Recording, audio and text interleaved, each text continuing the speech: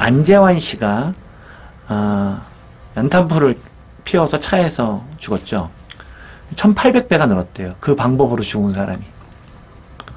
모방효과는 확실히 있는 거죠. 그러니까 정념이 이런 거예요. 모든 사람이 따라하진 않는다. 그렇지만 분명히 고위험군이 따라할 위험은 높다. 언론의 보도에 따라서. 한국에선 유명 연예인의 자살이 보도되고 나면 평년보다 일반인의 자살률이 크게 늘고 자살 수단마저도 비슷합니다. 모방 자살은 한국 자살 현황에서 눈에 띄는 특징으로 꼽히고 있기도 합니다. 2008년도 최진실 씨, 2005년도 이은주 씨가 목을 매서 자살했거든요. 그 방법을 그대로 따라하는 경우가 굉장히 많이 늘었어요. 일반적으로요, 여자가 남자보다 자살 시도율이 2배쯤 높다고 되어 있어요. 반면에 실제로 자살에 성공한 사람들은 남자와 여자보다 2배쯤 높아요. 그럼 이게 왜 그러냐면 남자들은 여자들보다 조금 더 치명적인 방법을 쓰기 때문에 성공률이 높은 거거든요. 그런데 여자들이 성공률이 높아지기 시작한 거예요. 예전엔 약을 먹었는데 지금 목을 매는 거죠. 자살 보도 기사는 자칫하면 자살이 문제 해결의 수단이 될 수 있다는 인상도 줍니다.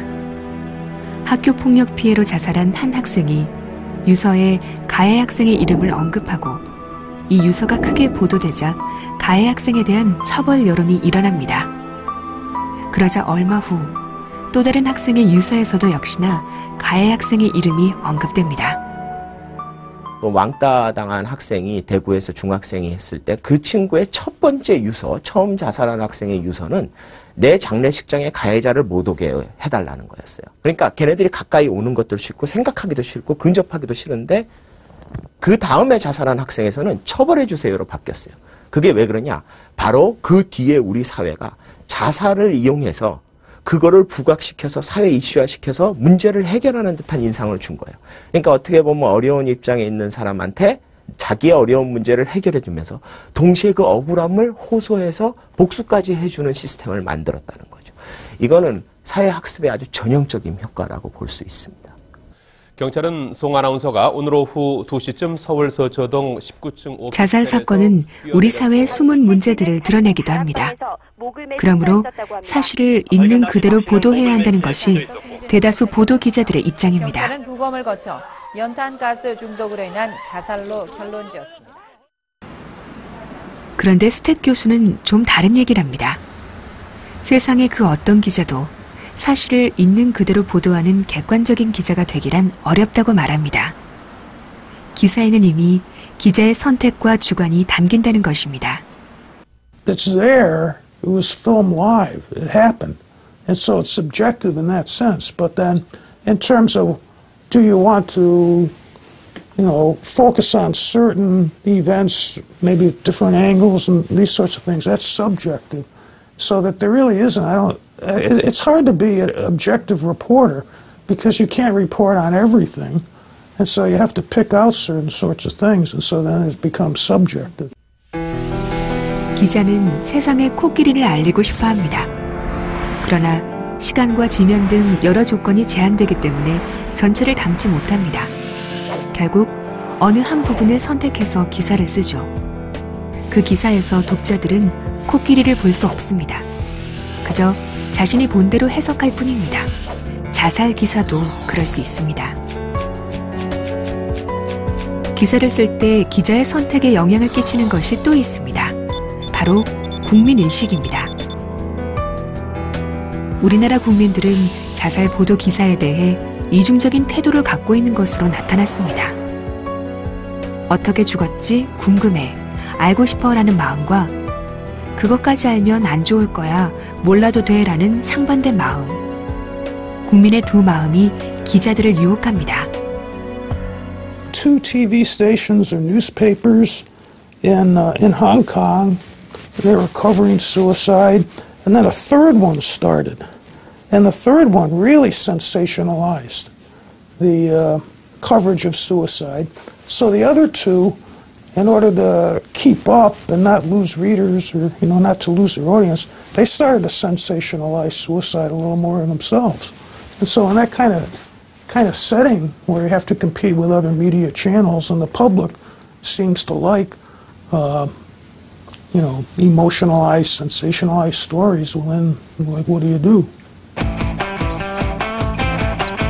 대중들은 자극적인 사건과 사고를 더 많이 주목합니다. 이런 점도 자살 보도 기사들을 구체적이고 상세하게 만드는 한 원인이 아닐까요?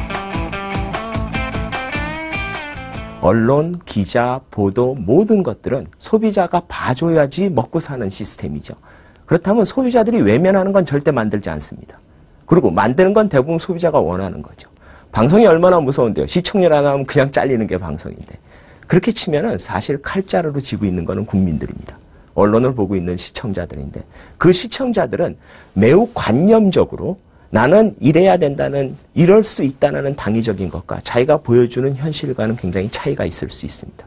사실 자살보도 몰라야 돼, 그거 하면 모방자살 나온대라는 말을 하지만, 사실 자살보도를 해두는 보도가 언론이 있고 안 해주는 언론이 있을 때 과연 그걸 안 볼 수 있느냐, 이 측면에서 한번 생각을 해봐야 됩니다. 국민들이 모두 다 그 정보를 찾고 즐기기 때문에 어떻게 보면은 언론도 어쩔 수 없이 따라가는 측면도 있다라는 거에 대한 인식이 있어야 될 것 같습니다. 남해의 한 다리. 연간 400억 원 가량의 물류 비용을 절감, 지역 경제를 크게 돕는 다리인데요.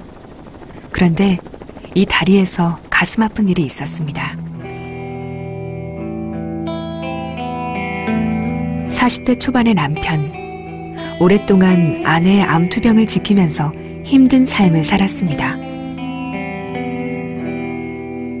아내가 결국 사망하자 긴 간병에 빈손이 된 그는 어린 아들을 데리고 홀어머니 집으로 들어옵니다. 대리운전이나 허드렛 일로 생계를 이어갔지만 늘 경제적 어려움에 시달렸습니다. 노모에 어린 아들까지 삶이 온통 무거웠던 남자. 결국 어느 가을 아침 아들을 앞세워 다리 위로 갑니다. 그리곤 저항하는 아들을 밀어 떨어뜨린 후 자신도 뛰어내렸습니다.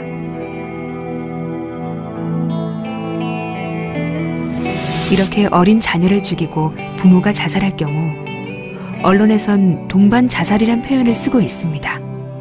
계속 이렇게 표현해도 괜찮을까요?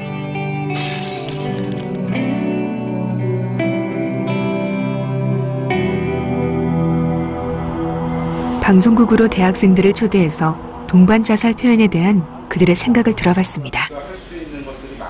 학생들은 오늘 A, B, C, D 4개의 그룹으로 나뉘어서 각자 다른 뉴스를 듣게 됩니다.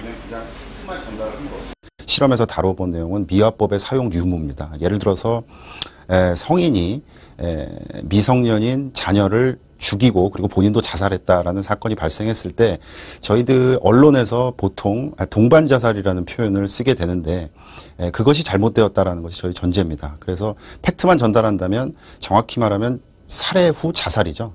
살해 후 자살입니다. 그래서 두 가지가 어떻게 다른가. 그래서 예를 들어서 TV 뉴스 보도 자살, 똑같은 자살 보도입니다만은 살해 후 자살이라는 표현을 쓴 TV 보도, 또 하나는 동반 자살이라는 표현을 쓴 보도, 두 가지를 보여주고 어떻게 받아들이는지, 그리고 자살에 대해서 어떤 생각을 품게 되는지, 그리고 필요 이상의 어떤 감정이나 이해, 이런 어떤 감정선을 건드리는지, 이런 것들을 테스트를 해본 실험이라고 볼 수가 있겠습니다. 실험 참가 학생들은 이제부터 4개의 조건에 맞춰 제작한 가상뉴스를 각각 듣게 됩니다. 먼저 A그룹 뉴스는 동반 자살이란 표현을 썼고 기자가 취재한 자살의 배경도 밝힌 뉴스입니다. B그룹 뉴스는 동반 자살이란 표현을 쓰지만 자살의 배경은 밝히지 않은 뉴스입니다.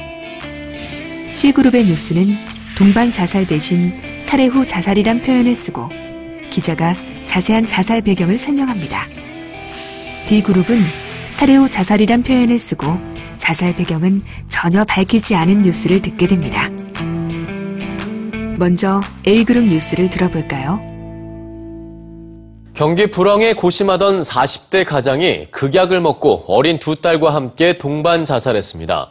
오늘 아침 A그룹 9시쯤 뉴스는 서울 개포동의 자녀를 한 죽이고 주택에서 자살한 가장의 사업가 소식을 40대 김모 씨와 동반 자살 사건으로 5살과 묘사하고 3살 난 있습니다. 두 딸이 숨져 있는 것을 김 씨의 아버지가 발견했습니다. 김 씨의 친척들에 따르면 한때 잘 나가던 사업가였던 김 씨는 1년 전 경기 불황으로 사업에 실패한 뒤 살던 집마저 경매에 넘어가고 최근에는 친구와 친인척들에게 생활비를 빌리는 등 극심한 경제난에 이 뉴스는 시달려 또한 극단적인 기자가 선택을 주변의 한 것으로 지인과 드러났습니다. 친척들을 취재해서 자살의 배경으로 보이는 정황들을 자세하게 밝히고 있습니다. 시달렸으며 아내마저 가정 불화로 집을 나가자 삶을 비관해 자녀들과 함께 동반 자살한 것으로 보고 수사하고 있습니다. 뉴스를 듣다 보면 크고 작은 생각들이 떠오릅니다. A그룹의 학생들은 어땠을까요? 자살한 사람을 좀 연민하게 됐던 것 같아요.